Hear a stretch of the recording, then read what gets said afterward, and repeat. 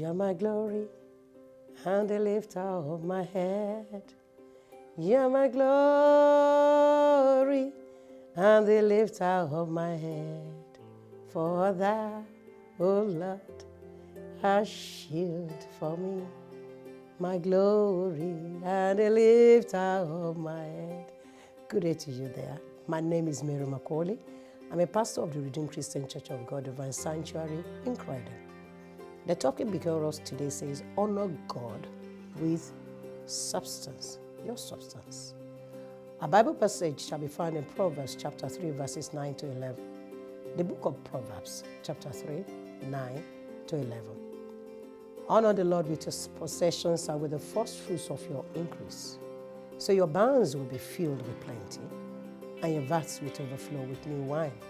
My son, do not despise the chastening of the Lord, nor detest his correction. Our memory verse today is in that Proverbs 3:9. Honor the Lord with your possessions and with the first fruits of all your increase. You see, commitment to the Lord is one hallmark of Christian discipline. When you see a man who is committed to a cause, it is very easy to know he will do whatever the authority or the master asks him to do without questioning. For instance, when you look at the case of Peter when Jesus met him where he was fishing, he'd already toiled all night without catching any single fish. It seems it was a very long and frustrating night when Jesus showed up though at the scene. He gladly released his boat to Jesus to preach with. The first thing to note was that the man who had toiled all night was not the best person to give out his boat for someone to preach from. What about you? It's like, excuse me, I just want to go home and hang my head in shame. We don't know what Mrs. Peter was going to say anyway. The question for you today is, can you honor the Lord with your possession of substance, even when things are not convenient? That is the mark of commitment.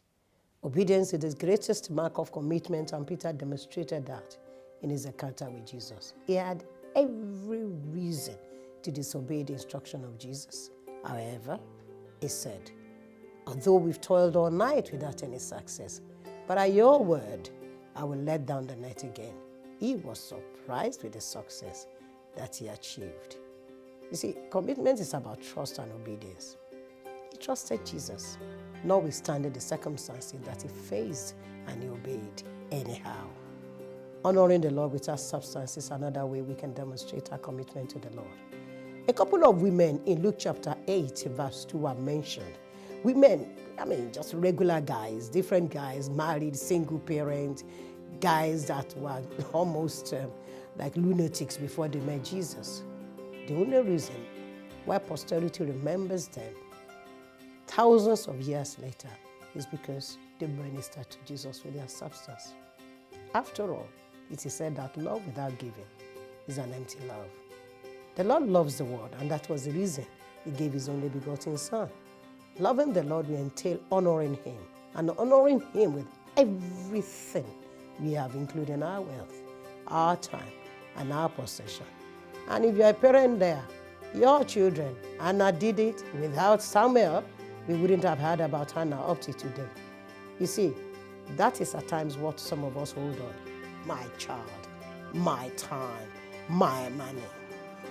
But when you do it, God will definitely reward you. Are you honoring the Lord by paying your tithe and giving your offering? Ouch! Are you honoring the Lord by giving to the causes that he supports? When you give to the Lord grudgingly, then you are not honoring the Lord. Check your level of commitment to the Lord today. Can you boldly say that you are committed to the Lord? Have a thought today and repent. Are you a young person out there? Listen up. You're going to have to show your love for God. Put it this way. He watches over you when you are asleep and when you walk the streets. How about that one? On the playground and the student common room.